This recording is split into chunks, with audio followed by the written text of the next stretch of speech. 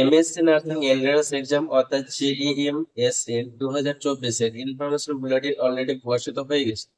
So তোমরা অনেকে আবেদন করবে, আবেদনের আগে অনেক বিষয় তোমাদের সকলকে জানতে হবে। তো সেই বিষয়গুলো আজকের এই ভিডিওতে আলোচনা করবো। ভিডিওটি প্রথম থেকে শেষ হতে মনোযোগ সহকারে দেখবে, আর ভিডিও দেখার পর যদি কারো কোনো থেকে ডাউট থাকে তার কমেন্ট সেকশনে কমেন্ট করে জানাবে। আর প্রত্যেককে বলছি টেলিগ্রাম গ্রুপ জয়েন করবে। টেলিগ্রাম গ্রুপে তোমরা টাইম টু টাইম ইনফরমেশন পেয়ে যাবে। কিভাবে টেলিগ্রাম গ্রুপ জয়েন করতে হবে সেটা ভিডিও শেষে তোমাদেরকে দেখিয়ে দেবো। আর চ্যানেল একদম যারা নতুন দর্শক তারা চ্যানেলটিকে সাবস্ক্রাইব করে নেয় নার্সিং এর নিত্য নতুন আপডেট পাওয়ার জন্য।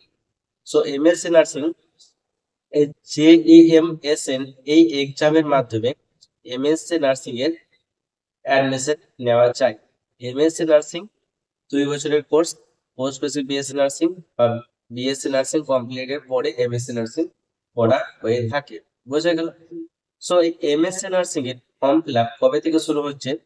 23/4/2024। 23/4/2024 থেকে ফর্ম ফিল আপ শুরু হচ্ছে। আর ফর্ম ফিল আপের শেষ তারিখ হচ্ছে 8/5/2024। এই টাইম পিরিয়ডের মধ্যে সকলকে ফর্ম ফিল আপ করতে হবে। ফর্ম ফিল আপ তোমাদের সকলকে অনলাইনে করতে হবে। আর অনলাইনে ফর্ম ফিল আপ করার জন্য প্রত্যেককে আবেদন মূল্য একটা পে করতে হবে, সেটা হচ্ছে 3000 টাকা। বুঝে গেল? আর আবেদন করার জন্য অফিসিয়াল ওয়েবসাইটটি তোমরা ডেসক্রিপশন বক্সে পেয়ে যাবে। wbjeeb.in এই ওয়েবসাইট দিয়ে তোমরা ফর্ম ফিল আপ করতে পারবে। বুঝে গেল? এরপর হচ্ছে তোমাদের কোশ্চেন প্যাটার্ন। কোশ্চেন প্যাটার্ন হচ্ছে টোটাল 100টি এমসিকিউ থাকবে। এই 100টি এমসিকিউ টোটাল সময় হচ্ছে 90 মিনিট। আর প্রত্যেকটা ঠিক উত্তর দিলে 1 নাম্বার পাবে, আর ভুল উত্তরের জন্য 1/4 কেটে নেওয়া হবে। আর যদি কোনো অ্যান্সার উত্তর না করো তাহলে কোনো নাম্বার পাবে না। আর কোশ্চেন পেপারটা হবে ইংলিশ।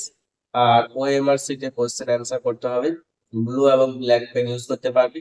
টোটাল কোশ্চেন পেপারে দুটো পার্ট থাকবে। পার্ট এ যেখানে 40টি এমসিকিউ থাকবে, পার্ট বি যেখানে থাকবে 60টি এমসিকিউ।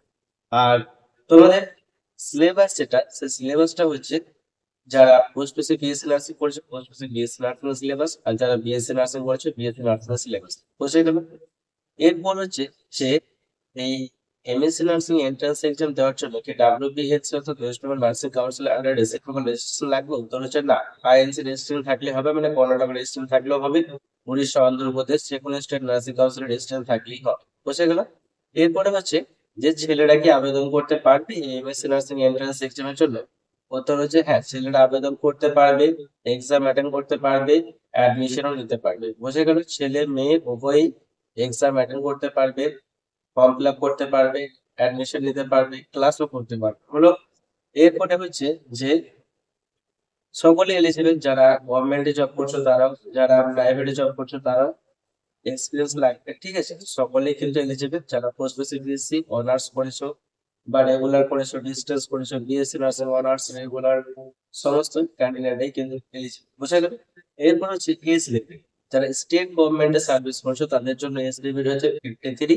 আর বাকিদের জন্য কোনো এজ লিমিট নেই, কোনো আপার এজ লিমিট নেই। বুঝা গেল? এরপরে হচ্ছে যে এক্সপিরিয়েন্স, এক্সপিরিয়েন্স কিন্তু মাস্ট অবশ্যই লাগবে। যারা গভর্নমেন্টে সার্ভিস করছে স্টেট গভর্নমেন্টে তাদের জন্য 3 বছর এক্সপিরিয়েন্স লাগবে।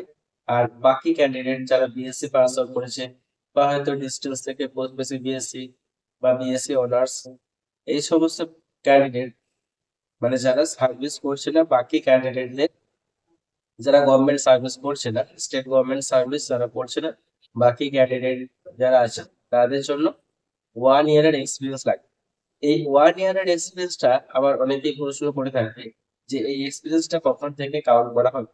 রেজাল্ট আউটের পর। আবার বলছি, রেজাল্ট পাবলিশ হওয়ার পর থেকে কাউন্ট করা হবে।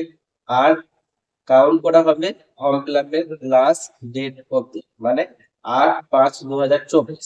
এই 8/5/2024 অর্থাৎ রেজাল্ট পাবলিশ হওয়ার পর থেকে 8/5/2024 এই ডেট অব্দি তোমাদের 1 ইয়ার এক্সপিরিয়েন্সটা কাউন্ট করা হবে।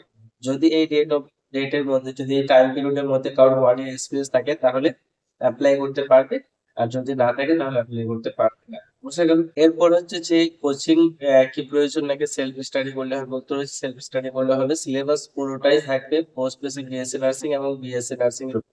আর ডোমিসাইল সার্টিফিকেটটা ফর্ম ফিল আপের সময় লাগবে না। ডোমিসাইল সার্টিফিকেটটা যখন কাউন্সিলিং হবে বা পরবর্তী ক্ষেত্রে যখন অ্যাডমিশন হবে, ডকুমেন্টস ভেরিফিকেশন হবে, তখন ডোমিসাইল সার্টিফিকেট লাগবে, তার আগে কিন্তু লাগবে। বুঝে গেল? এরপরে হচ্ছে যে প্রিভিয়াস ইয়ারের কোশ্চেন পেপার কোথায় পাওয়া যাবে? Previous year question paper Telegram গ্রুপে পেয়ে যাবে আমার।